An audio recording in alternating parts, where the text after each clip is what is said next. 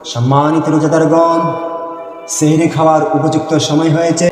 আপনারা ঘুম থেকে উঠে পড়ুন।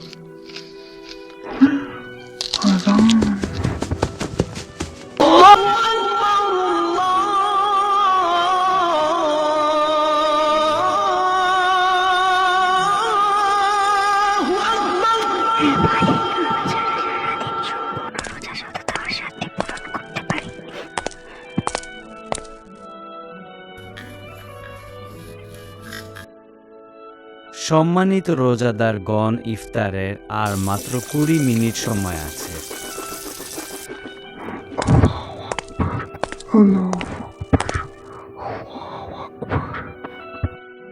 মাবুদ দাজ্জালের ফিতনা থেকে রক্ষা করো।